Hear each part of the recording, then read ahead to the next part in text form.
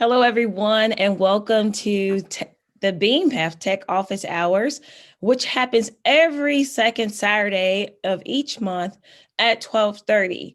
We feature a presentation just like today, and we have joining us a very special guest, someone who's very near and dear to the Beam Path, our CEO and founder, Dr. Nashlie Sephus.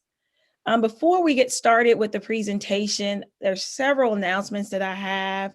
I'm Teresa, and I am the PR marketing manager for the Being Path. So I'm very excited to be here with you all. Second, we have a user code for free shipping on any of the Bean Path merchandise. The code is FREEBEAN. That's FREEBEAN. That's for free shipping. So go now to our website. You can go to thebeanpath.org/shop and shop our merchandise. And I have on one of our shirts, so that's Dr. Sephus today. We have a huge selection of merchandise that you all would find something that you want to wear out on your everyday go-abouts. Also, we are asking everyone, if you are watching us on Facebook, if you're watching us even on your tablet and you have that link, please go share it. Share it with your friends. Also, we're asking everyone to go like our Facebook and our Instagram, as well as our LinkedIn pages. And if you would like to go view any of our old videos or even go back and review today's presentation, we also have a YouTube channel. So we're encouraging you to go check that out, subscribe to the channel so you'll get notifications of when we have videos coming up and all of that. So again, take that time now to go share our presentation. We are definitely in for a treat today. As I said, we have Dr. Nashlie Sephus, who is the founder CEO of the Bean Path, joining us. And I'll tell you a little bit about her in a bit, but before that, one other announcement. We want to ensure that everyone takes advantage of our tech consultations. So we have one-on-one 20-minute tech conversations with tech experts that we offer as well. So following this presentation, you're getting the opportunity to speak one-on-one with a tech expert. Those are free. You can sign up on our website for those as well. Again, that website is www.thebeanpath.org. So go ahead and check that out now before we get started. About Dr. Sephus, she is presenting today how to tech up your garden. And we'll get into why how this came about. But if you don't know a little bit more about her, Dr. Sephus, born and raised in Jackson, Mississippi. She attended Mississippi State, also a graduate of Georgia Tech University. And she went on to do some amazing things. She's currently a scientist and a tech evangelist with Amazon. And she's also has a new title, developer. She recently purchased 12 acres in downtown Jackson that she is developing into a tech hub that is also known as the Jackson Tech District. And you can find that too online. When you get a chance, please check it out. She is on her way to developing the area. And this is a $25 million project. And it's wonderful. It's going to be magnificent, not only for the city of Jackson, not only for the state of Mississippi, but this is going to be such a huge deal. It's going to impact people from we expect all around the world. So definitely check that out. Now, getting to our presentation, how to tech up your garden. Dr. Sephus last year started sharing videos about her journey with planting and gardening, and it became a really big interest to a lot of people with what she was doing. And here we are today. She's going to share how technology can transform your ordinary garden into a smart garden. She's going to talk about phone capabilities. There's a number of things she's going to discuss today. She's going to also give us a tour of some of the things that she's done in her backyard, how she has become a little food hub as well, with growing her own vegetables to provide herself with sustainability. So welcome, Dr. Sephus, to Tech Office Hours. Thank you, Teresa. Thank you so much for that. Thank you, everybody that's joining on all of our various platforms. I'm delighted to be here today. Shout out to everybody in Jackson, Mississippi, holding it down over there in the Bean Path team. I'm actually tuning in today from my home in Atlanta. Um, let me hold on one second. Let me turn these notifications off. Okay. So yeah, I'm actually tuning in from my home in Atlanta, Georgia. It's a beautiful day out today. Hopefully this I see a little rain cloud up there. We're gonna pray that's gonna hold off until the end of this presentation. But before we get started, I just kind of want to talk about, safety first. We want to make sure we have the essentials. As you see, I have on long sleeves. Anytime you're in the garden, you want to make sure that you protect yourself from the bugs, the mosquitoes, various types of illnesses can come from that. Also, I have my handy dandy sunscreen here. Remember, Black people need sunscreen too. So just keep that in mind. It's very important. Also, we have off. So if you want to take it an extra step, make sure that you get the bugs off of you. This is real. You can easily, especially on a hot summer day in the South, in the deep South, you can go back in the house and you have about 50 mosquito bites on you. So make sure you protect yourself. You want to make gardening as fun and as safe as possible. For me personally, I've been the kid that had all the allergies growing up, so I have my little nasal spray here. Especially now during the springtime, you can see I got a dogwood tree right there that's blooming. All the bees are around there, which is great because the bees are great for pollination. You want to get as many flowers around your vegetable garden as possible. Um, let's see what else we got here. Oh yeah, got to make sure you stay hydrated. Make sure you have water, stuff to drink. Hold on one second. Let me get a little. Yeah, yeah. Well, make sure you're not parched though. We don't need you falling out in the garden. We need you to keep yourself alive.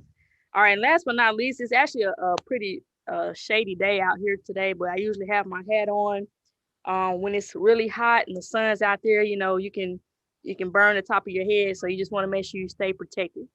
All right. So let's get straight to it. So I have a few slides I'm going to share. We're going to go back and forth today.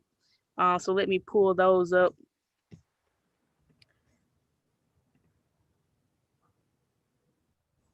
All right. So as Teresa mentioned, today we're going to talk about how to tech up your garden. Now I know there's varying levels of this, and so we're going to try to have a little something for everybody. I'm sure there could be multiple versions of this type of presentation, and so again, we're trying to get a little something for everybody.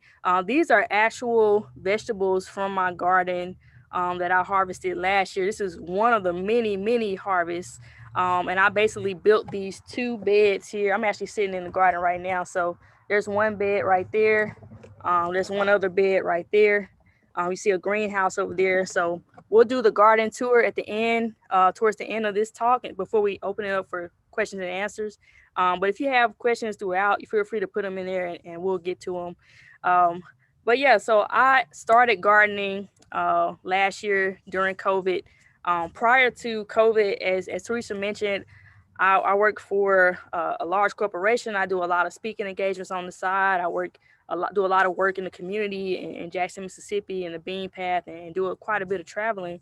And so prior to COVID, I really did not have time for gardening. It was gonna be a lost cause. I got lots of judgment from my mom and my grandmother. Hey, why aren't you gardening? I'm like, I can. I don't know how. How am I going to do that? But I'm on the road every other week. And so COVID finally gave me the opportunity to kind of just take a step back. I'm sure for a lot of you, and just kind of reflect and focus on some of the things that you always wanted to try. And so what I have done here, we're going to talk about a few different things. So one, we're going to talk about how I got started in gardening. We're also going to talk about what are the essentials that it takes for gardening. We're going to get into some of the useful tips and the tools and the app. And then also we're going to give a garden tour. What's a garden video without a garden tour? So we'll make sure that we get to that. And then of course we'll save some room at the end for the Q&A. Okay, so how did I get started gardening? I mentioned my mom and my grandmother. I would be remiss if I did not point them out during this So I'm gonna actually play a little bit for you. Sweet potato vine. Hold on one second. Wait a minute.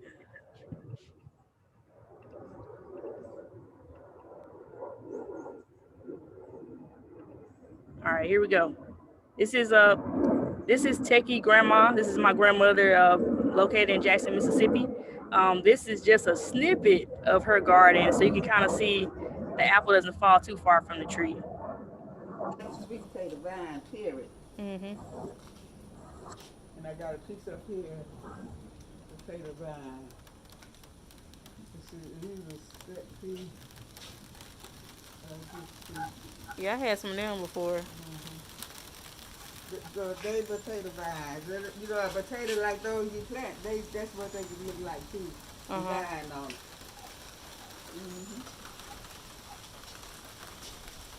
And I'm gonna give you that message on that flower. It's on my phone. Oh, and this is your flower. So you can take that one. This one I made for you and Haley when I said Haley heard and the turtles I come up there and visit you. Okay. Sitting next to you. Oh, that one right there? The yellow one. Okay. All right.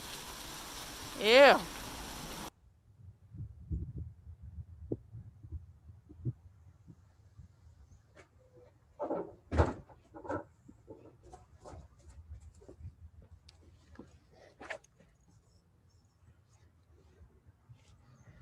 Okay, so as you can see, she is not half stepping. She is 80 plus years old. And she has a lot going on here. So, like I said, I started gardening during COVID. Today we're going to focus on just the backyard garden. I also have a front yard garden, which is more so flowers. There's some knockout roses, some lantanas, and some daisies in the front. There's also a purple flower in the back there. That is basically it's called a impatience. And so I love flowers, but I love to eat even more. And so I wanted to focus on a vegetable garden. And as you can see, I was either incredibly lucky, or I did a lot of YouTube University for learning how to plant the garden, and of course talking with and consulting with my family. And so one of my favorite things to grow is a sweet potato. I love okra as well. I'll show you a little bit from that once we get started. I was able to do bell peppers, hot chili peppers, jalapeno peppers. And I also had several types of greens and kale. I have some of that in the garden today, which we'll show during the garden tour. And then several things like peas and watermelon, several types of herbs. So you can do it. I just want to let you know this is not rocket science. Really, all it takes is a little bit of attention. Plants are just like kids, right? And so you got to take care of them. You got to feed them. You got to give them what they need. You got to, when they look sick, you got to, give them some medicine. And so same way with plants, and they can be very beneficial and produce a lot of benefits for you later on. And so I want to also give a shout out to my mom in Jackson, Mississippi. This is some of her we recently had a lot of ice and snow and a lot of issues there regarding the weather. So the garden this time of year doesn't look the same way as it did this time last year. But she was still able to salvage some of the items there. So I'll show a few clips from that. The way I grow a smart garden is to buy succulent plants because you don't have to really give them much attention and they really don't need much sunlight. I grow them indoors. So my succulent plant is needing to be repotted. So I'm out here today repotting my succulent plant into a larger container. A lot of times you would have old soil just sitting around in other pots.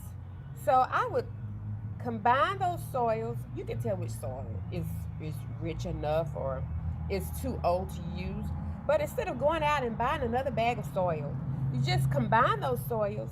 And to give that soil a boost, I would use a seed starter mix.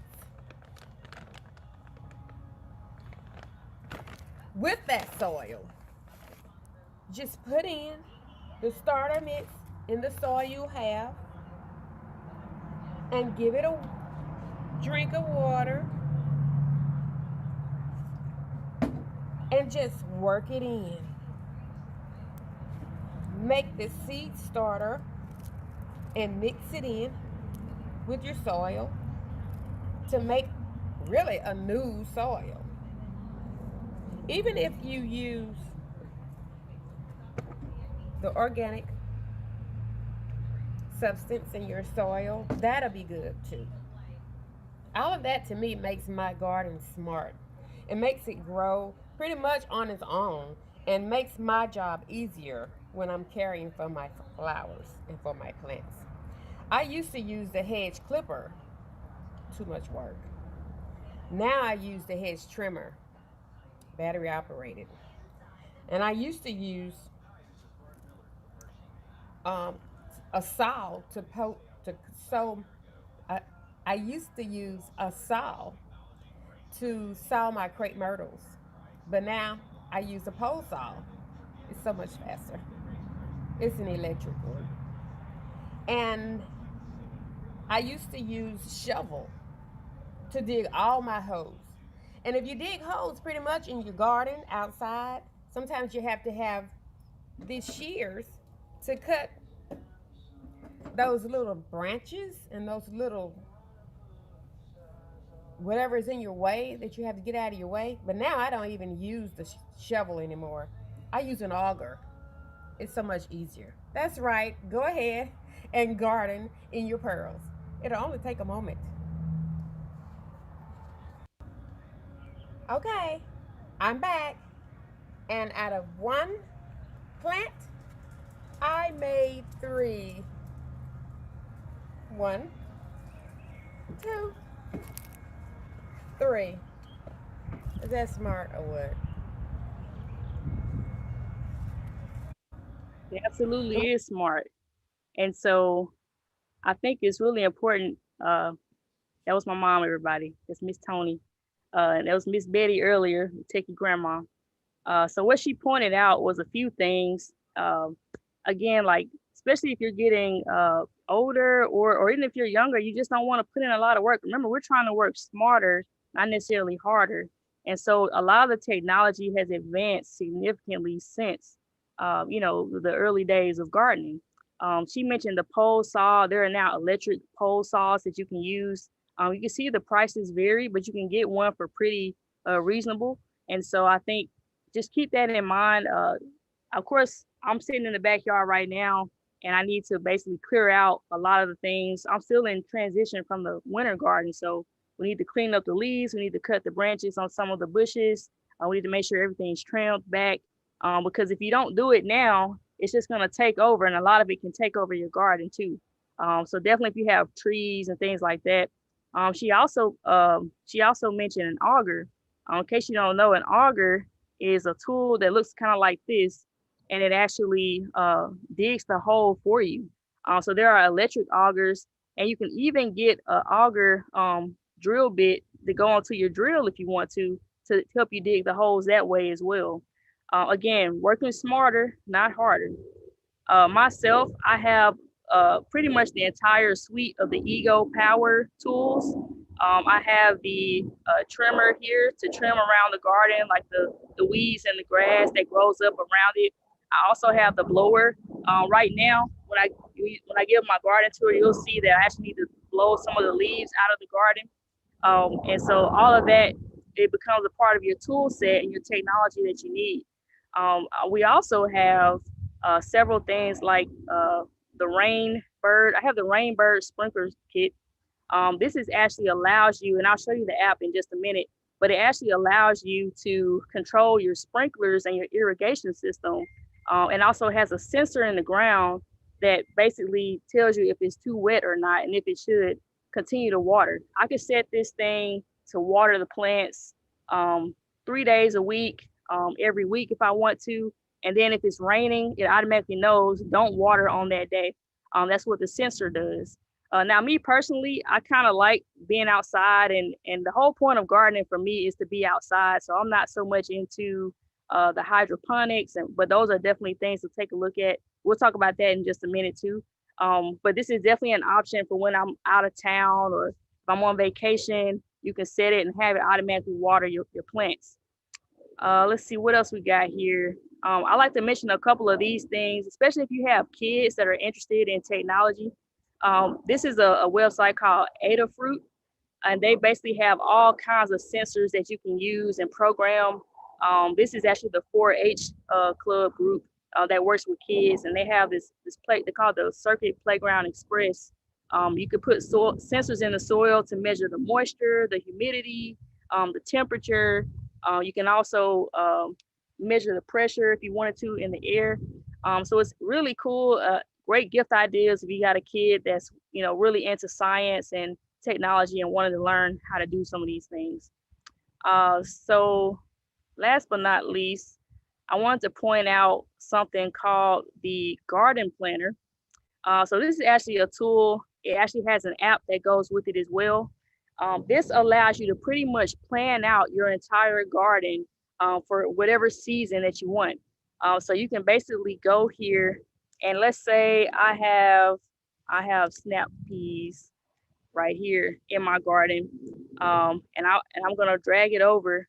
Actually, I'm just gonna click it, and I'm gonna put it over here near my collard greens, and you can stretch it this way, and it actually tells you how many plants you should plant within that square footage radius that you have listed.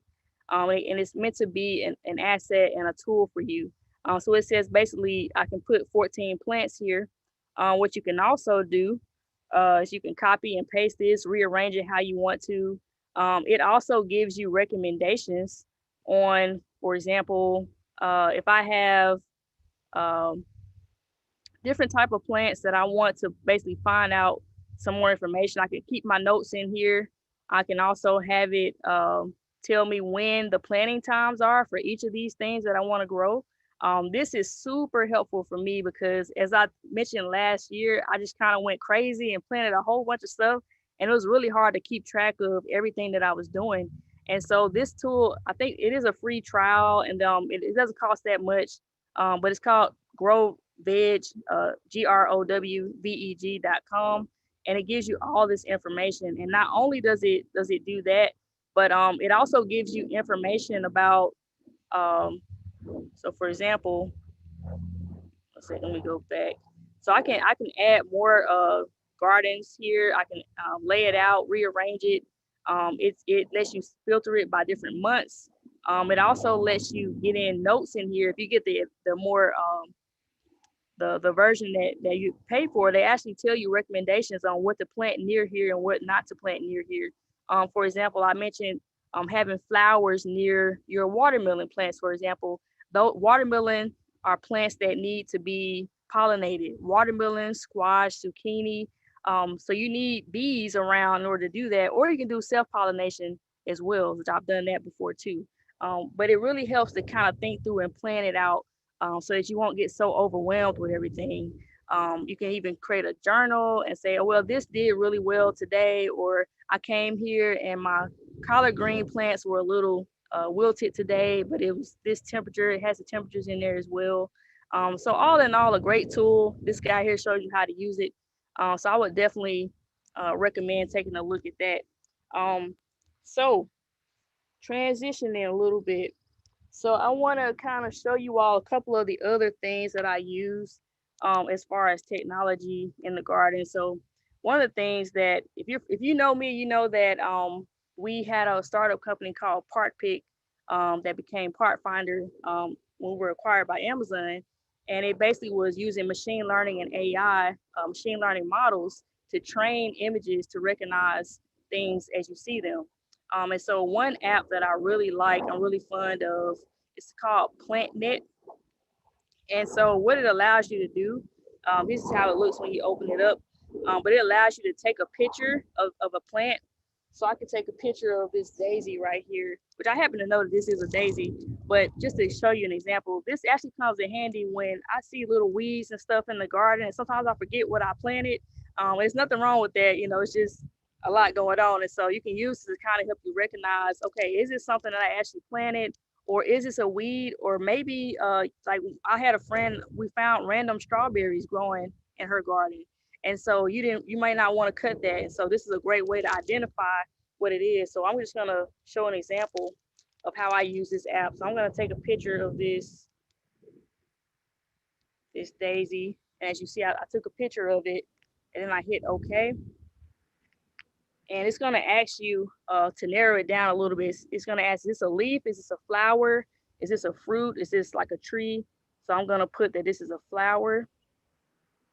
And as you see, the very first option in the list is that daisy is a Jabera daisy.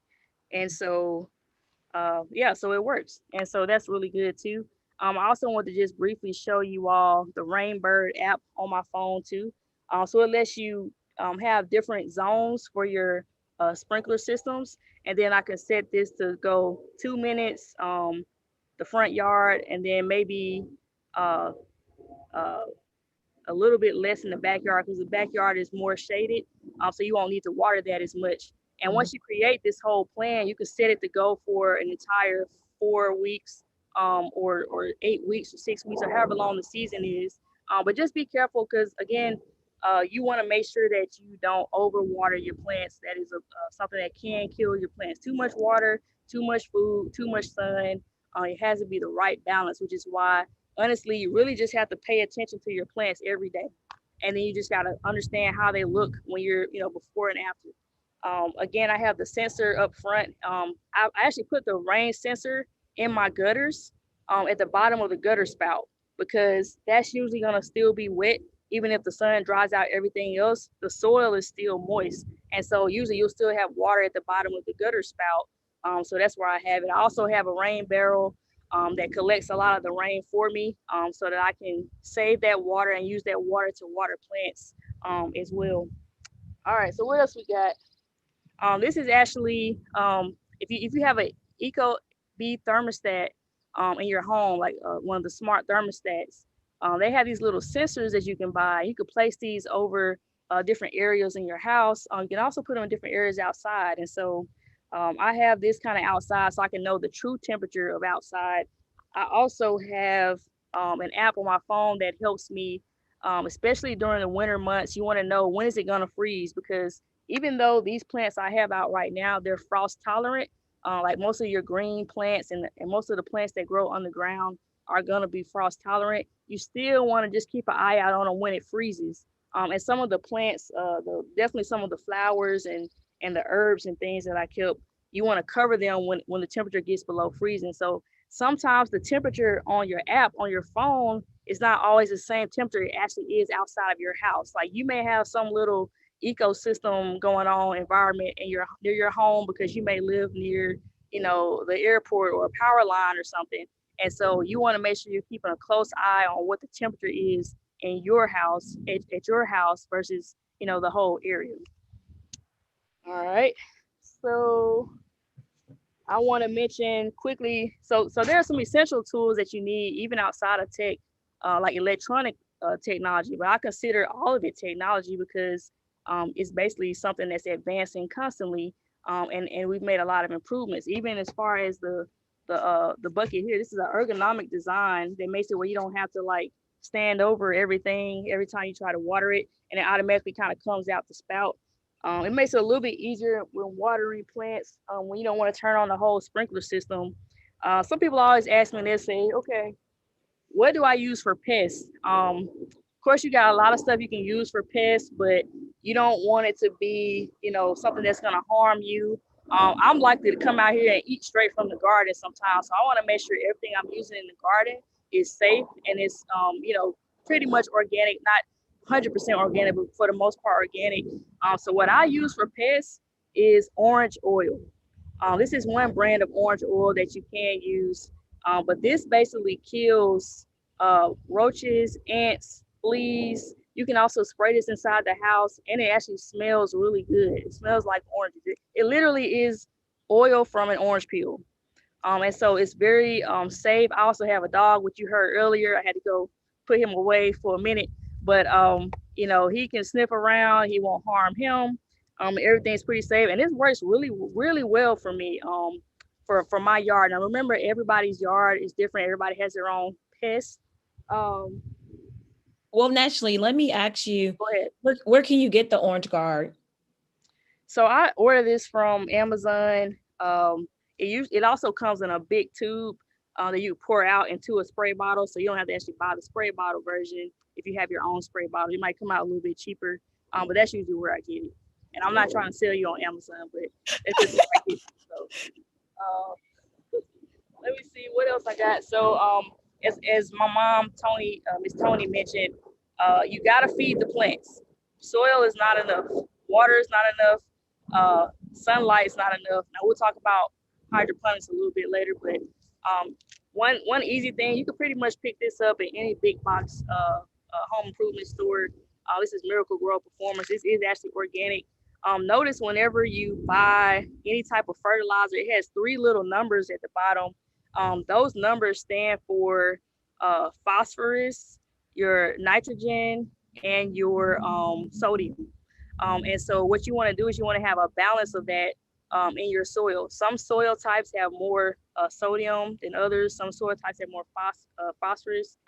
Typically for phosphorus, if you're lacking phosphorus is what essentially that's what helps your plants bloom and blossom. So if you have plants like flowers or the ones that I mentioned that they have to bloom before they produce fruit, then you want to make sure you have a good number of phosphorus in your fertilizer. Now this might gross some people out, but blood meal and bone meal. This is actually super rich. This is more so if you need extra nitrogen in your soil. This is more so if you need extra phosphorus in your soil. So you just have to kind of play around with it and experiment. For me, gardening is one big science fair project. So that's why I like it so much. And you know, if you do it right, you get some stuff to eat. Well, Nashlie, I noticed that some of the things that you talk about as added ingredients for your soil to make it more rich. I would suggest it to use manure. Have you tried any of that for your Yeah. So usually in my soil, I mix it with, sometimes you can buy soil that already has the manure in it, or just something organic to help it grow. Because, you know, typically in the life cycle of things, you know, the soil gets enriched by things that die. I mean, it sounds a little creepy, but things that die and that nutrients goes back into the soil, and that's what makes things grow again. So just plain dirt. If you live in Atlanta area or Georgia, you know, there's this red clay that you can hardly grow anything in it. You have to do something to it. And so, yes, the compost, the manure, the organics, you mix that into the soil, and I definitely recommend that because it's all like a chemical reaction. It's all like a science fair project. So you're mixing all these things in to get it to the just right for whatever it is you're trying to grow, for whatever your climate or environment is. And it takes a while to get what that is for your, you know, particular area. These are actually potatoes, and this is an okra plant from last year. I saved this okra because when I open it up, there's seeds inside of there. And I'm gonna plant this sweet potato too because it's good to get the seeds from the plants that you planted from last year because those are essentially offspring. Like they have DNA in it, just like we have DNA that basically carries over. So they're already used to your pests. They're already used to your climate. They're already used to the type of soil that you have. So remember, as you grow along, if you're just starting this year, put aside some of those vegetables for next year so that you can make sure that you have something to sow back into the soil next year that is going to have a high production rate. Really quickly, let's see. Then I'll stop after this, and then we'll do the garden tour. I want to make sure I get any questions that may be out there. Now, if you're trying to go super you know, low key organic, you don't have to spend all this money, go to the store and buy all this stuff. You can simply one thing that works really well for me as well is ginger and pepper. So paprika, I have ground chipotle pepper here. You can put that in a spray bottle and mix it up with some water and then just spray it on your plants. And it usually gets away any of the bugs that like to live on the plants because they eat that like, ooh, that's hot.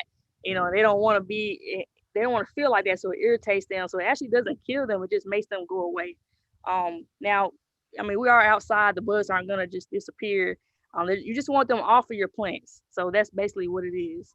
Um, I think. Let's see what else.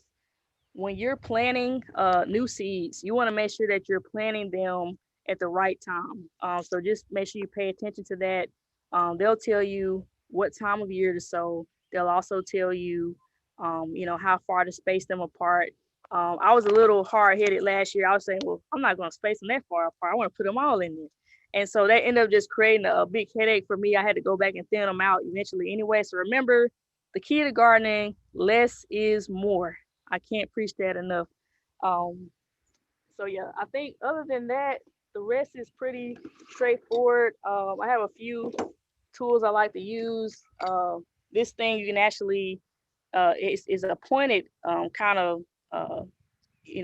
scoop that you can use. And so when you put it in, like let's say I have plants that I've planted in my seed starter, for example. You can plant seeds out of anything. You don't have to buy a seed starter like that. You can use jugs, old buckets. Just make sure you put holes in the bottom so that the water can flow. This comes in really handy at this point when you stick it in there, because now you can scoop up the whole plant in one fell swoop and then put it into the garden without having to really, dig a hole and all that. So it really comes in handy. I love this. One of my favorite tools to use in the garden. Always make sure you wear your gloves. Let's see what else. A few more fertilizers back here. Just remember, like some are more geared towards flowering plants, and some are more geared towards just like greens and just other type of plants that grow underneath the ground. So Well, with that, oh yeah, go ahead. I was going to ask any questions so far. well, you mentioned about the flowers and plants that grow under their roots grow underneath the ground. And I have that pink and white bottle that you have there. So I didn't cover my plants for the winter. I just let them be exposed. And they look like I don't think they're coming back. Um, can I just throw some water on them and sprinkle some of that on there and maybe some manure and it'll Yeah. eventually come back? Or So you know what? I will never say never. I'll be surprised. Sometimes my plants they won't come back one year, then they'll come back another year. I had that happen with my oregano, some of my mint, as well as like some of my other flowering plants. But just remember when you have plants, they're either gonna be perennials or annuals. So perennials, those type of plants, they're gonna come back usually every year. Annuals are really meant to only last for one season. So most of my flowering plants are annuals. I try to plant perennials. It just makes it easier. You don't have to redo your stuff every year. But some people kind of like switching it up every year. So for you, I would just try to understand: are they perennials or are they annuals? And then don't put too much into it. I don't want you to spend all your money trying to revive something. You might as well go get something new. There's tons of plants out there, and you can definitely try it out. well, I do know it's a perennial, and I purposely bought that so that it would come back. But I wasn't expecting the kind of snow we had either Right. this past year, which I imagine a lot of people are. Well, I already know a lot of people are doing more because I went out to Lowe's. I was telling you earlier, I went to Lowe's this morning and it looked like Easter morning pre-COVID. And I just turned around. So obviously, a lot of people at this time of year are planning. We have one question from someone. Dawn asks, her and her father have been resorting to some pretty desperate extreme measures to get rid of squirrels. She said borderline illegal. Any suggestions around this? Maybe an electronic fence that zaps them out. Do you have any suggestions for that? Yeah, so the squirrels are a problem, especially if you have a lot of trees around. Now I've seen, shout out to Lead Farmer 73. I watch him on YouTube a lot. What he suggests is putting these little traps there. They're like cages that have the doors, and when squirrel goes in there, the door falls and it just traps them in there. And so you don't really have to kill them. You just gotta take. I don't know who's gonna pick it up and take it to somebody else's yard or something. I don't know. It's probably gonna end up back in your yard, but he swears by it. I haven't had to resort to that for the most part. I try to put up little cages around some of my beds. The other ones, pretty much, when I spray this orange oil on there, it pretty much keeps everything away. That was a game changer for me in my garden as far as pests. All right. We do have another question. Let's see. This one is coming from, she would like to know, do you think the daylight savings time really helped with being a gardener? Because I know this week, I think tonight, the time changes. Does daylight saving time help with being a gardener? I think so. For me, I like to get up early in the morning. I think it tends to be lighter in the early morning too, as well as in the afternoons for some reason. Especially as we get into the summer months. I love the peace and the calm of the morning. So I'm more of a morning gardener. Before the day gets started, it's kind of like my devotion day. I can come and just the plants are like be one with the plants. Like just put your feet in the soil and just not all that, but I do think it makes a difference because okay, I'll take for example, and we're about to do the garden tour in just a minute, but these plants I've had them in the ground ever since probably December, early November, December. And so um they grew very very short, very short in height. You could tell that they weren't getting a lot of sunlight. What I like to do is take pictures of my garden all throughout the year, and then I go back to my Google Photos and I can see like where was the sunlight in my yard at that time of year. And then I can always look at the timing on the picture. It just makes it really easy because otherwise, if you're a new gardener, you probably haven't really been paying attention to where the sun is in the yard. So I noticed that the sun really wasn't over my beds at all. So that was a mistake that I made as a early gardener. But I definitely think ever since we're getting ready to change times. I think what tomorrow, right? Yes. Or yeah. Tonight. So basically, I think they've grown more this past week than they have that entire several months since I planted them back in the early winter. And so I think it definitely makes a difference and it helps. Anytime you get more sunlight, especially the plants that love sun, it's definitely going to help. Oh, wonderful. Okay. Um, Another person asks, she says that she's interested in planting spinach, bell peppers, garlic, peppers, or a variety of peppers and plums. What container would you suggest, or should she use a container gardening? Well, no, she said, would the container gardening work for those? Yeah, so I'm assuming by container, you mean just putting it in a pot. So if that's the case, then yes, definitely.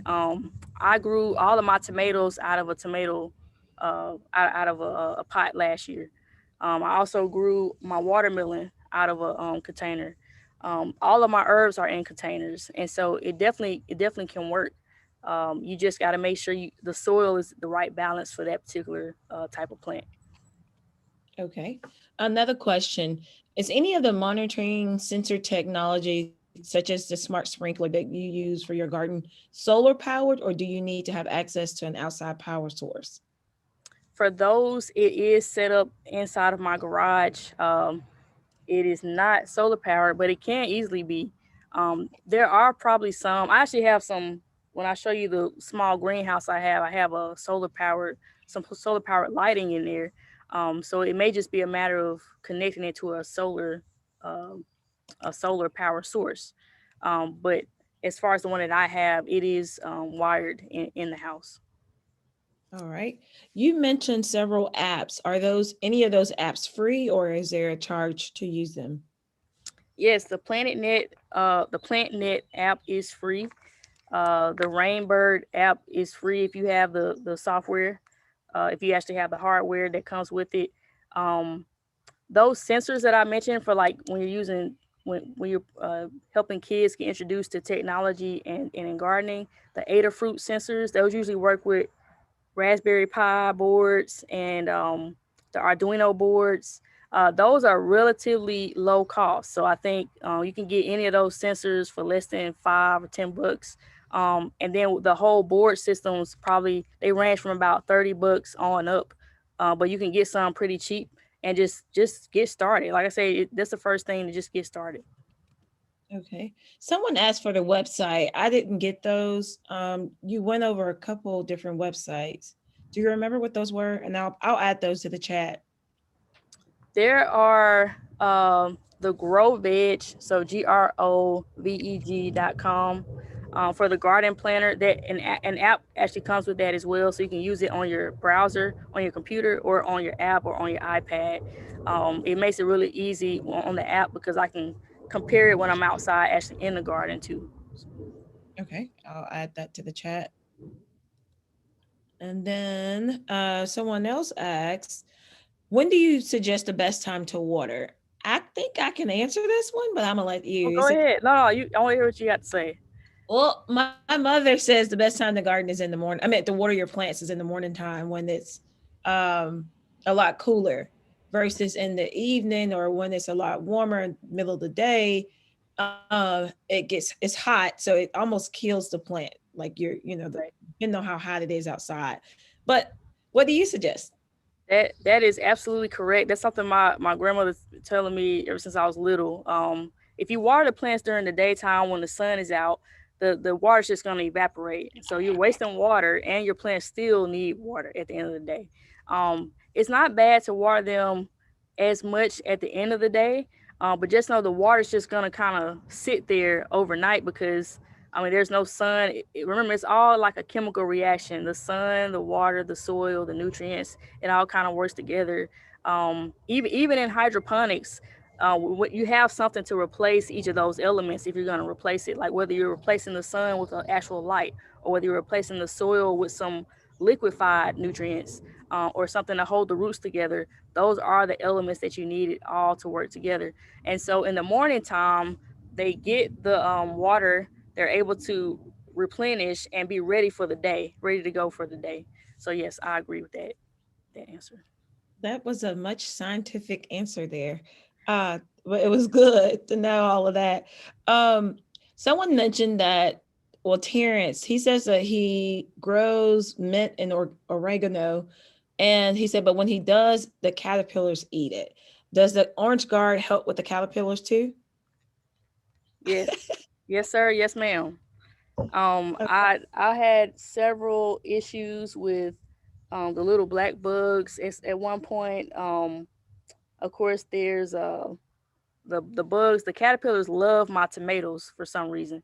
But when I started spraying that, the same way with my flowers in the front yard, the orange oil or even the paprika and the ginger mix, just anything that would irritate the bugs that they don't like to eat, it works. I'm telling you. And you don't have to spend a lot of money on like a lot of the expensive stuff. That helps too if you need to resort to that. But I would just give it a try and see how it works.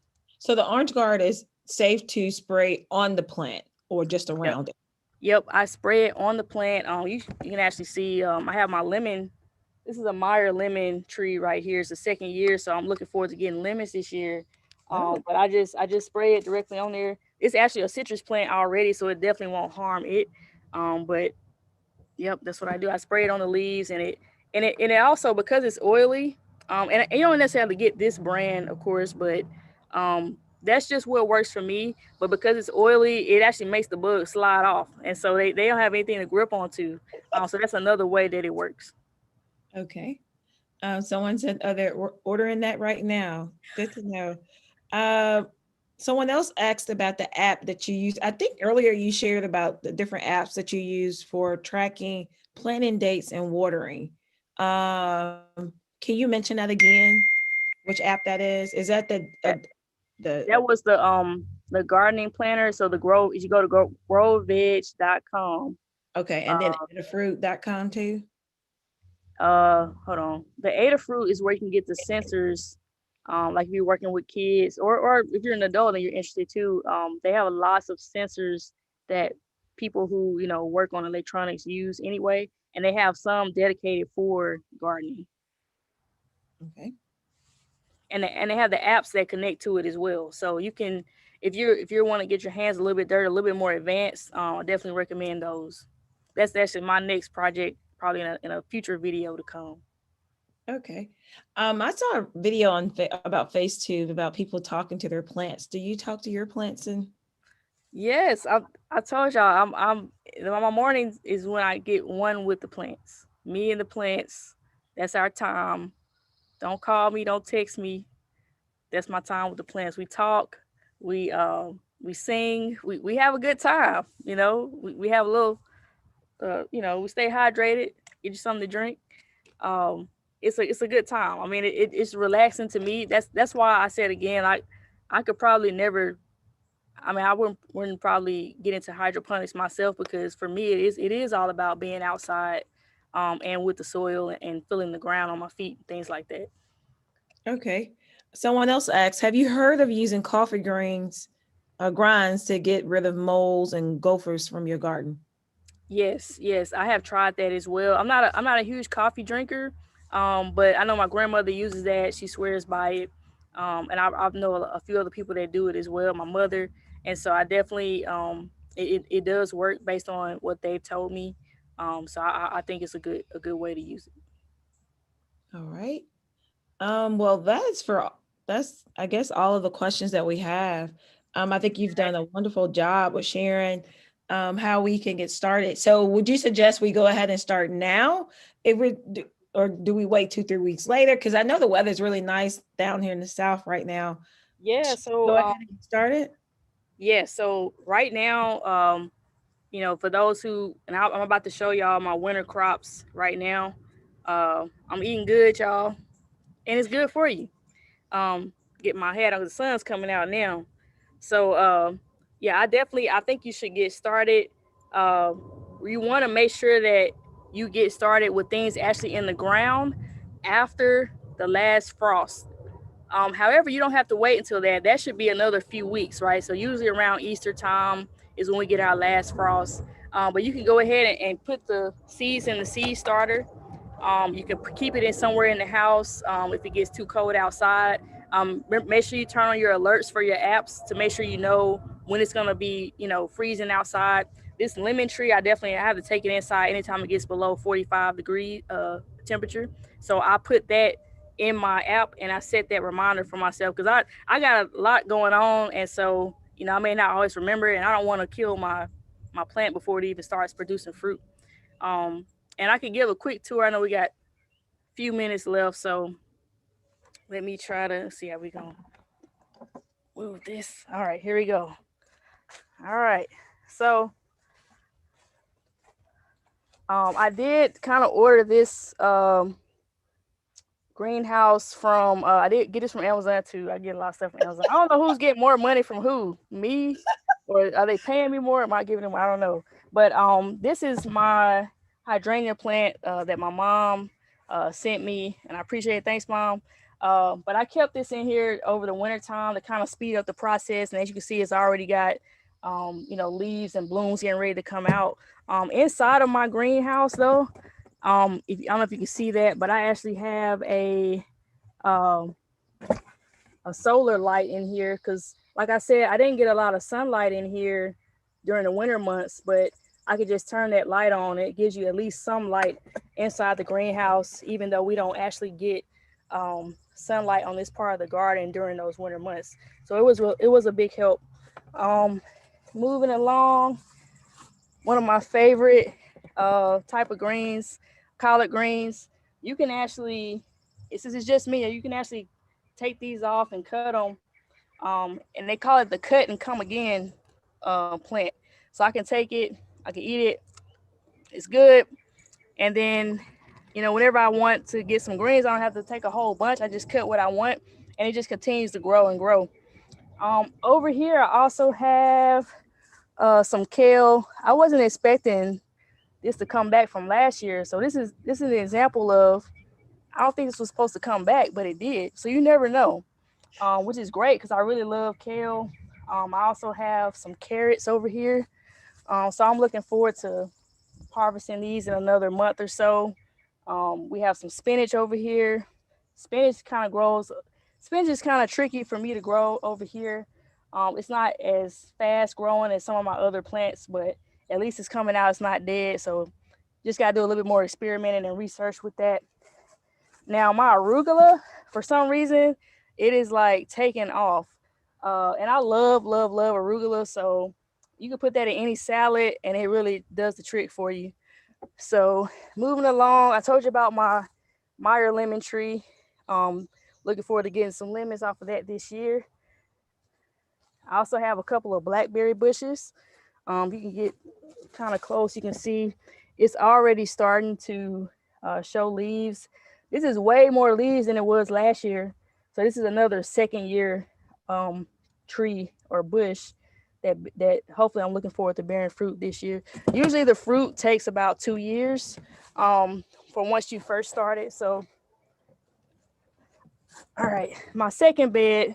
Now, granted, I just built these beds, raised beds with just some wood from Home Depot and those little planters over there. So you can buy a couple of those. I didn't have to spend a lot of money. You really don't even have to put anything down on the soil and on the grass before you put the soil on top, because all the grass is going to die anyway. You really don't even have to dig a hole. I literally just set these up and started pouring soil on top of the grass, and everything just started flourishing.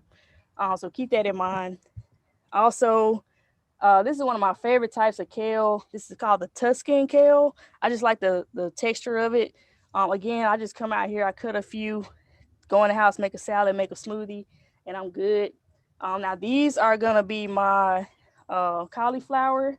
And so if you're kind of like vegan-ish like me, you like to take the cauliflower and bread it and put it in buffalo sauce, kind of like it's chicken wings. I usually end up eating chicken wings as well, so maybe it's not the most efficient. But anywho, and then lastly, I have some peas, some snap peas over there. I got some more arugula.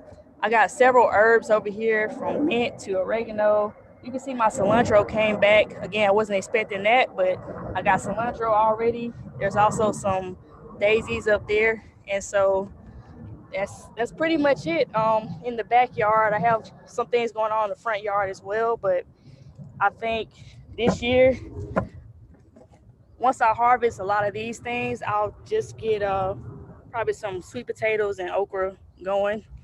But other than that, I should be good. Should be set. Absolutely. I'm excited. Send me some stuff. Oh yeah. I'm going to really try this year. I think I'm going to do a raised bed like you did. What's the height of your raised bed? So I have there's these 4 feet by 8 feet, and it's 12 inches high. Okay. So 1 foot high, and it seems to work pretty well. I had okra. If you want to follow me at Phenomenal Nashlie, I had okra that was taller than me in those 12-inch beds, and you don't even have to fill the soil up all the way. I just had it up maybe 8 to 10 inches, and the rest, it does its own thing. Okay. So how much soil it take to fill a bed that size? So with the soil, what you want to do is you kind of do your math there. So figure out how many square footage it is, and then how it actually tells you on the bag how much square footage each bag will fill up. So that's basically how you do it. Multiply the length times the width, and that's how much square footage your bed is. And remember, you don't have to fill it up all the way, so maybe about 75% of that should be good. And if you want to, you can get mulch to put on top, or pine straw to kind of, when it gets really hot, some of those plants that can't take a lot of the heat, especially the younger plants, you want to keep the moisture in the soil. So you might want to cover it with some mulch or something to keep that inside. So you might want to add that on and factor that into your calculations too.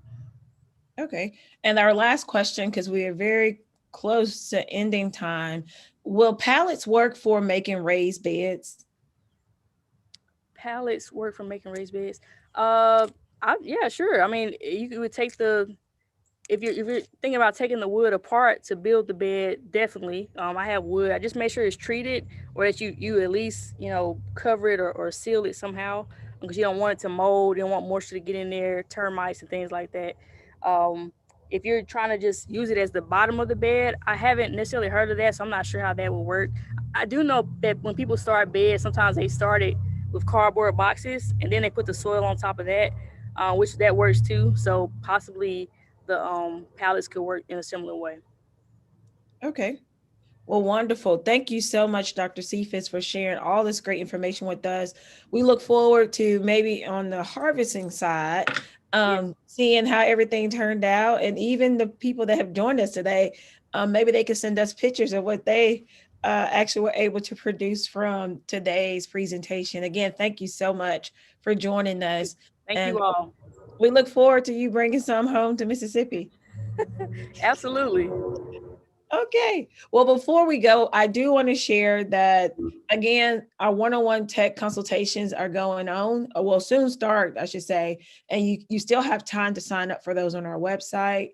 Also, I want to mention next month's Tech Office Hours, our feature presentation is going to be quite interesting, just like today. This one will be one more for the gamers, or people that know folks that are really into gaming. I think they'll find it very fascinating with our presenter for that. Also, I want to encourage you all again to check out our YouTube channel. Please subscribe to it so you can get alerts about any videos that we upload. We also have an app that will be dropping very, very soon that will encompass all of that. So all you have to do is go to the BeanPath app. That will be available pretty soon, primarily to iOS. I think anyone with an iPhone. But nevertheless, also we want to encourage you to go and share. I'm sorry, not share, but go and follow our Facebook, Instagram, and LinkedIn pages. There's always valuable information that we're sharing there to help with your everyday life and how technology improves it, and just sharing with everything that goes on. And one last announcement. I think that is everything. I think that's everything. Again, thank you, Dr. Nashlie Sephus, for joining us. And thank you all for joining us as well.